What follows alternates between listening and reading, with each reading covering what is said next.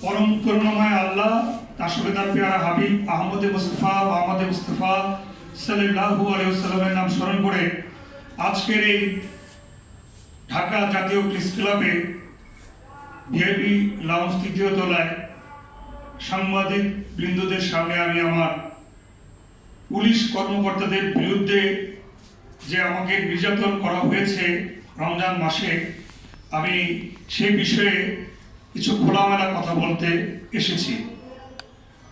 প্রিয় সাংবাদিক বৃন্দ, গভীর দুঃখের সাথে বলতে হয়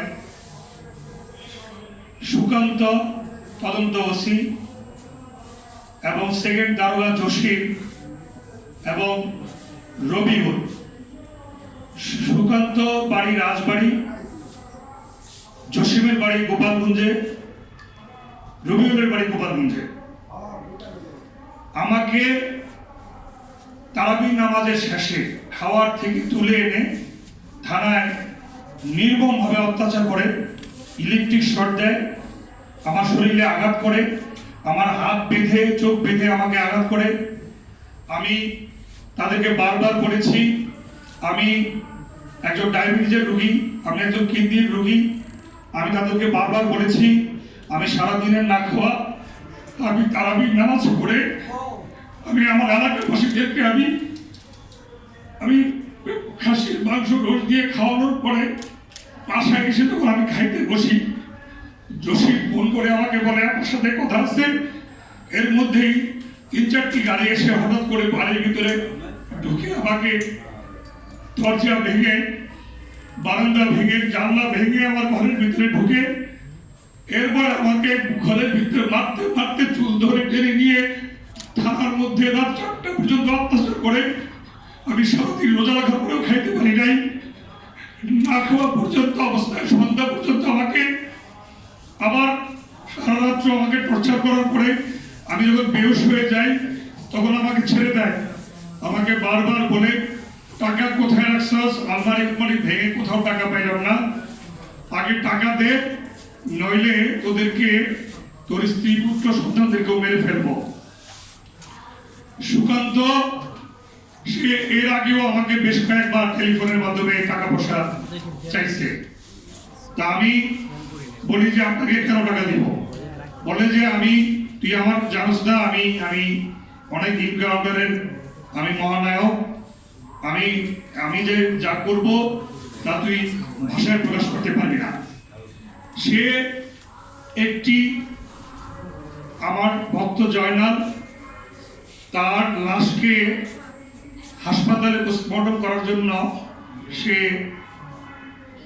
অ্যাম্বুলেন্স ভাড়া করে থানায় থেকে হসপিটালে যাওয়ার জন্য বলেছিল, কিন্তু শেষ পর্যন্ত সেই টাকাটা সেই সুকান্ত এবং তার সহযোগীরা ভাগাভাগি করে নেয়। সেই গরিব সেই জয়নালের কাছ থেকে তার সন্তানদের কাছ থেকে টাকাটা নিয়ে সেই লাশ ভ্যান গাড়িতে করে পোস্টমর্টমে পাঠায়। এই কথা আমাকে রেকর্ডিং করা আছে। জয়নালের মেয়ে জামাই কাছ থেকে তারা টাকা রাত ৪টা পর্যন্ত তাদেরকে টর্চার করে এবং তাদেরকে বলে তোরা যদি এই সুরেশ্বরের শাহিনের বিরুদ্ধে মামলা না করস তাহলে তোদেরকে এই মামলা দিয়ে ভরে দেব। এই কথা আমার কাছে রেকর্ডিং করা আছে। আমি আমার ঘরে আমার সিসি ক্যামেরা লাগানো, আমার রুমে, আমার খাওয়ার রুমে আমার একটি চ্যানেল আছে ইউটিউব, এটা আমাদের ভেরিফাইড।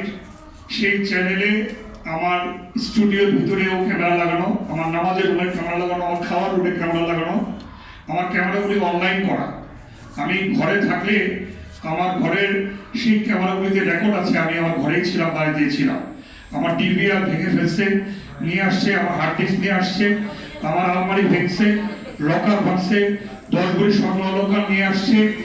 এরপরে আমাকে আরো 6 লক্ষ টাকা বাকি, 8 লক্ষ টাকা দাবি করে যে এই 2-3 লক্ষ টাকা তো আমাদের হবে না, আমাদের সংখ্যায় আমরা অনেক, আমাদের 8 লক্ষ টাকা দিতে হবে, না হয় তোমার বিরুদ্ধে একের পর এক মামলা দিব এবং তোমার বিরুদ্ধে মামলা দিয়ে তুমি আর বের হইতে পারবা না, শুন অ্যারেস্ট দেখাবো, জেলের ভিতরেই পচে পচে মরবা। আমরা যা বলি আগে টাকা পয়সা দিয়ে তুমি আমাদের সাথে মীমাংসায় চলে আসো। এই বক্তব্যগুলি সুকান্ত এবং জসিম এবং রবিউল, জসিম এবং রবিউলের বাড়ি গোপালগঞ্জে। আমি এইবারের নির্বাচনে আমাদের মাননীয় এমপি মহোদয় কিরণ সাহেব, তিনি নির্বাচনের আগে আমাদের দরবার শরীফে যান, তার সাথে আমরা কথা বলি। আমরা বলে দিয়েছি দরবার শরীফের পক্ষ থেকে আমরা এই নির্বাচনে আমরা আমাদের কিরণ ভাই বিএনপির একজন এমপি, তার সাপোর্ট দিব। আমি ভোট দিয়েছি, সেই ভোটের সেই কালিটা আমার হাতে এখনো লেগে আছে। তো আমাকে বলে তুমি ভোট দিবা, এমপির সহযোগিতা দিবা। তা আমি উঠান বৈঠকেও আমি নির্বাচনে ছিলাম, তার অনেকগুলি মিটিংয়েও আমি ছিলাম। তিনি দরবার শরীফে এসেছেন, আমি দোয়া মোনাজাতে ছিলাম, আমার ফেসবুকে আছে। আর সর্বোপরি আমি মানবতার মা, জননন্দিত নেত্রী, শত দুঃখ কষ্ট উপেক্ষা করেও তিনি বাংলার মানুষকে ছেড়ে যান নাই। তিনি বাংলার মাটি দিয়েছিলেন বেগম খালেদা জিয়া। আমি তাকে মায়ের মতো শ্রদ্ধা করি। তার শেষ নিঃশ্বাস পর্যন্ত তিনি মানুষের জন্য কেঁদেছেন এবং মানুষের জন্য কর্ম করে গেছেন। তার সুযোগ্য সন্তান মাননীয় প্রধানমন্ত্রী জনাব তারেক রহমান, তিনি নির্বাচনের প্রথম কাজ শুরু করেন শাহজালাল শাহপরানের মাজার জিয়ারত করে। তখন আমরা বুঝতে পারি যে এই তো আমাদের যোগ্য নেতা বাংলাদেশে চলে এসেছে। আমরা সুফি অনুসারী, সুফিবাদকে ভালোবাসি। তিনি যেহেতু আবার অলি মাজার জিয়ারত করে তিনি নির্বাচনে এসেছেন, কাজে আমার বাংলাদেশের 64 জেলার ভক্তদেরকে আমি নির্দেশ দিই এবং আমি এই নির্বাচনে আমার ভক্তদেরকে নিয়ে এই বর্তমান সরকারের পাশে আমি কাজ করি।